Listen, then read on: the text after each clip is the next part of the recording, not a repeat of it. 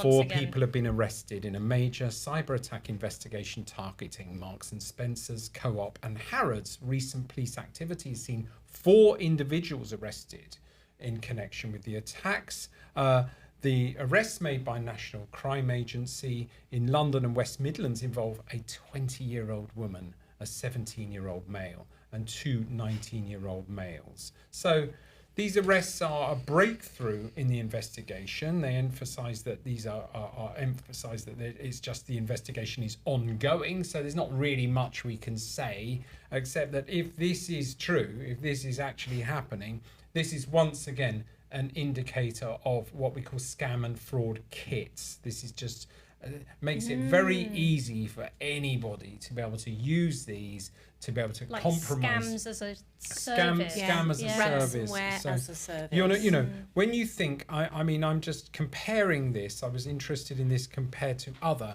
historic robberies.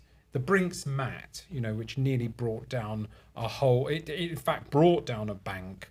In today's currency, was 111 million pounds worth of loss or cost in 2000 mapping that. It was in 1983, the Brinks Mat robbery, the Great Train robbery in the year that I was born, equivalent to 73.7 million in today's currency.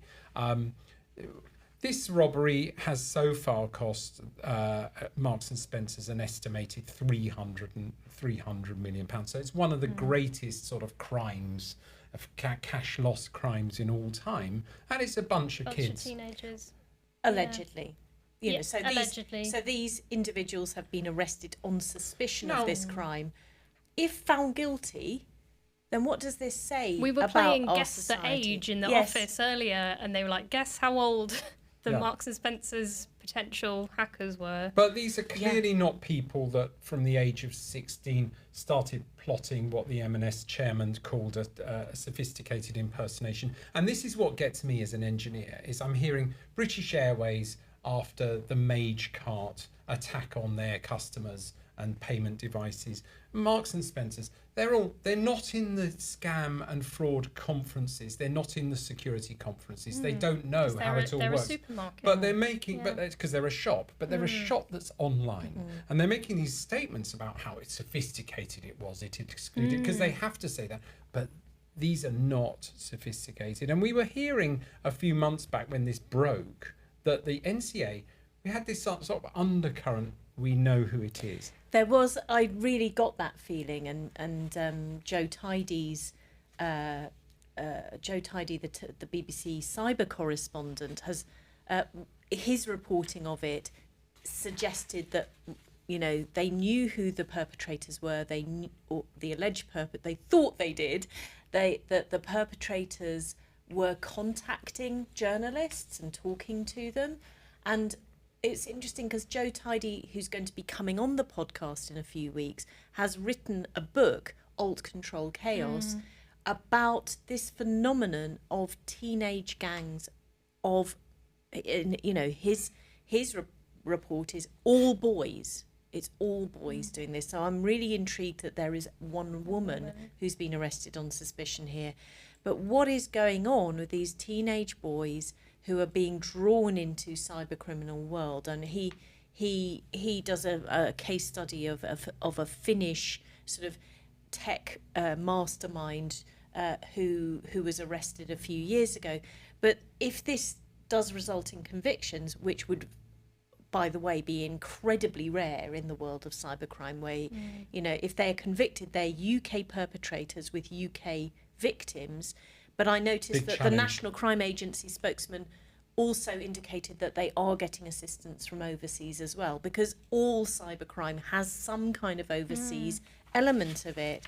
You know, this is a really unusual case, but it also highlights, I'm looking forward to talking to Joe Tidy more about this, about the phenomenon of teenage boys getting drawn into the hacking world. I have a thing to say about this, which I've done. I've done some undercover research. Oh, where I've made social media accounts that are just like, you know, burner accounts, and I've looked up, you know, how to do a scam, and just straight away thousands and thousands of results of people like selling their scam package, their scripts, which they have crafted carefully. And so it means that just like me, with zero knowledge of how to scam anyone, I can just download a script and I can just start scamming. No one's going to catch me. This takes us to the global signal exchange, which we've been setting up with Google, working with law enforcement, working with big tech, and hundreds of companies are signing up, because basically what we call the fraud attack chain, whereas a fraudster, you think of it as quite sophisticated. You register a British company, you register a domain name, websites, you build all of this stuff, you set it all up, you then create a false identity with false email addresses, false TikTok accounts, you then engage with the victim using SMS text messaging, you use all of these facilities and resources to finally commit a crime at the bank side and take money from someone. And it's only at what we call step 4 that we actually all find out about that. But the internet has been a marvelous supply chain for all of this. And finally, you can rinse and repeat and do all of this in seconds, because it's what we call manufactured scams and fraud. So this is all pointing to it. You know, we see it behind a dog business. We're now seeing it behind Marks and Spencer's, one of the biggest businesses in the world. Yes, and the reporting on the M&S exploit, ransomware exploit, describes this as a sort of franchise model. You know, so the exploits are thought to come from Malaysia, Dragon Force, and then this is a sort of a ransomware as a service, exactly as you described. Yeah, Alice. like selling, if it was drugs, which we compare it to, because scam and fraud crime is now more profitable for criminals than bigger. Drug dealing. It's like selling, you know, equipment to manufacture your own drugs really cheaply. So at the moment, it's far too easy, but people are starting to get together and fight back. Finally, we've got time for one last topic. We don't normally do 4 topics because we're really out of time, but this was suggested to us by our mate Graham in Barnsley, and I'm actually intrigued by this because this builds on something that we were talking about with AI algorithms a few weeks ago. Grok, the AI chatbot developed by XAI, has recently been at the centre of a significant controversy regarding its generation of extremist content. This has sparked widespread discussion about AI safety, content moderation, and the potential for large language models to amplify harmful narratives. Now, the content of this video does get scanned itself by AI. I would do that if I were YouTube. I'm not actually going to repeat some of the discussions that this Grok were actually entering in with people querying them, but it was extreme political content. In a way, there's this thing about, you know, you've got these AI models. Why shouldn't they be extreme, Emily? Well, I think that's it's certainly a point of view, but I think this and the Anthropic incident, which was very like HAL from 2001.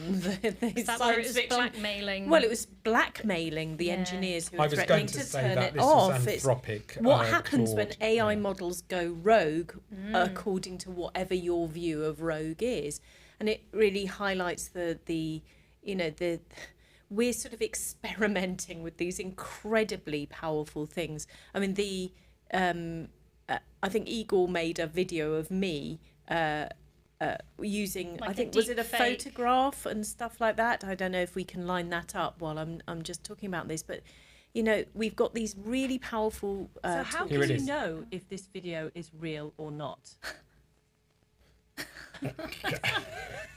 Wow. And that's from a photograph. Yeah. Of me. Yeah, and if I didn't know you, that might well be a real person Well, with unlike that- what are they called, the gecko or something? on Yeah, the yeah, shoulder. some sort of and Yeah. magic. It's only the magic elements of that video that give you the hint that it's not real. So powerful tools for free with no guardrails around them. Well, I said the incidents have put pressure on XAI to address Grok's alignment and safety mechanisms. They do agree with you, actually, as a company. They have acknowledged inappropriate posts being generated by Grok, and they are actively working to remove them. The content, which, you know, given Twitter X's recent history, is quite a statement. But it just highlights, you know, we're learning by doing. You know, what happened to our societies, what happened to speech? Well, we'll find out by living through it.